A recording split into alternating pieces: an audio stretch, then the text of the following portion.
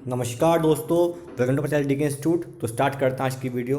जैसा कि आप जानते हैं कि आरबीआई ग्रेड बी पोस्ट के लिए नोटिफिकेशन आउट हो चुका है और ये एग्ज़ाम 6 मार्च को होने वाला है। हमारे पास केवल एक महीना है इस एग्ज़ाम को क्रैक करने के लिए। बहुत ही अच्छी पोस्ट है। इस बार जो वैकेंसी रिलीज़ की गई है वो लगभग 322 के आसपास हैं। इतनी वैकेंसी कभी आती नहीं है।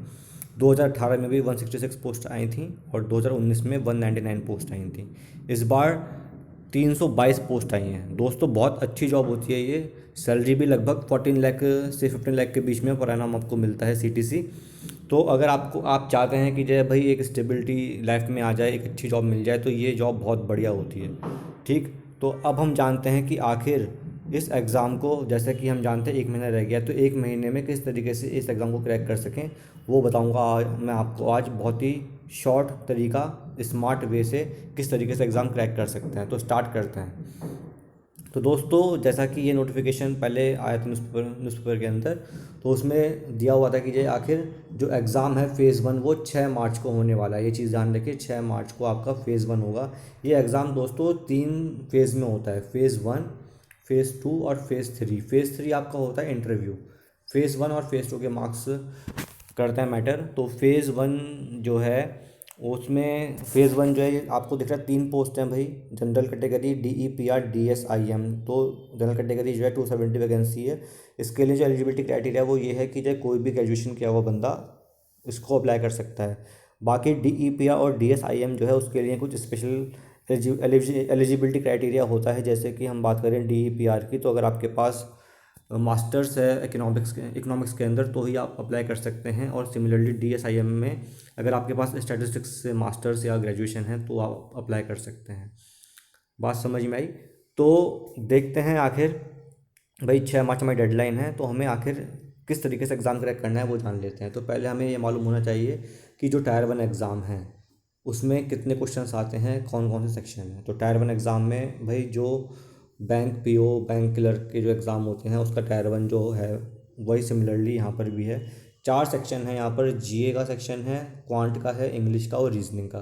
दोस्तों मेन चीज़ यहाँ पर ये होती है इस एग्ज़ाम के अंदर, जो जीए और रीजनिंग है उसका वेटेज ज़्यादा होता है।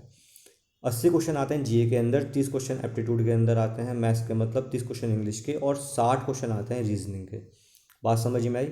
तो यहाँ पर जो है ना 80 क्वेश्चन जो हैं, मतलब सभी क्वेश्चंस के मार्क्स इक्वल होते हैं, 1 मार्क ईच है। 200 क्वेश्चन ये बैठ के 200 क्वेश्चन के मार्क्स जो हैं 200 मार्क्स ही बैठेंगे ये। ठीक है, तो हर क्वेश्चन का 1 मार्क होता है, ध्यान रखिए। तो आपको भाई लास्ट ईयर की बात करूँ या उससे लास्ट ईयर की, जो कट ऑफ गई थी वो अराउंड 100 मार्क्स गई थी।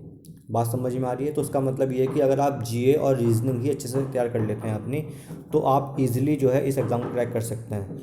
लेकिन इतना आसान भी नहीं होता। जो जीए है वो थोड़ी टफ पूछते हैं, सिमिलरली रीजनिंग भी थोड़ा टफ आती है। तो अब हमें देखना है कि आखिर हमारे पास एक महीना है तो कैसे तैयारी करें। तो दोस्तों कुछ नहीं करना है।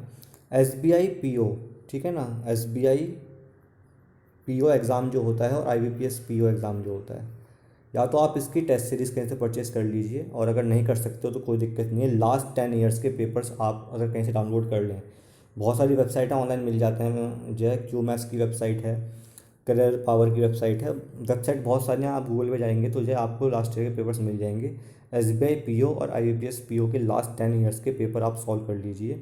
ठीक है, तो आपका जो मैथ सेक्शन है, इंग्लिश और रीजनिंग अच्छा हो जाएगा। ध्यान रखिएगा यहाँ पर जो क्वांट होती है उसमें लगभग 10 से 15 क्वेश्चन DI के पूछते हैं, तो DI पे ज़्यादा फोकस करिएगा। ठीक है, डेटा इंटरप्रिटेशन के ऊपर।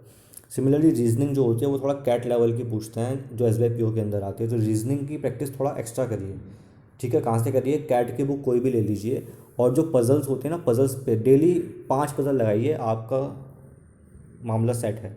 डेली 5 पज़ल लगाइए, ठीक है, और आपका रीजनिंग तैयार यहाँ से हो जाएगा। तो रीजनिंग और जीए, भाई जीए के लिए क्या करना है आपको, तो अड्डा 247 जो है एप्लीकेशन है या वेबसाइट उनकी है, उस पर जो है वो साल का निकालते कंपाइलेशन।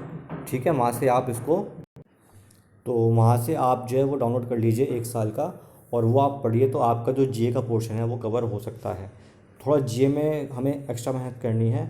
अगर आपके पास टाइम है, टाइम तो मेरे पास कम है जैसा कि हम जानते हैं, तो अगर आप उतना भी पढ़ लेते हैं, उसको रिवाइज़ करते हैं ना, तो भी आप अच्छे मार्क्स स्कोर कर सकते हैं इसके अंदर। 80 में से अगर आपके 50 क्वेश्चन भी सही होता है तो बहुत बढ़िया हो जाएगा। तो वो जो एक साल का कंपाइलेशन वो निकालते हैं, बहुत अच्छा होता है वो। उसमें सब चीज़ कवर करते हैं वो, करंट अफेयर्स भी होता है, थोड़ा पॉलिटी, थोड़ा हिस्ट्री, सब चीज़ रहती है उसके अंदर। तो एक साल का वो जो उनका कंपाइलेशन है वो डाउनलोड कर लीजिएगा, और उसको आप जो है हर 2 दिन में, हर 3 दिन में उसको रिवाइज करिए, उसको पढ़िए। तो आपका जो जी है वो आपके माइंड में रहेगा। और क्वांट इंग्लिश और रीजनिंग के लिए केवल प्रीवियस ईयर के पेपर लगाइए, आपका ये चीज़ कवर हो जाएगा। तो दोस्तों, उम्मीद करता हूँ कि जो मैंने बताया आपको समझ में आया होगा। अगर अच्छी लगे video, please like this video, share this video, subscribe my channel. Thank you, have very nice day.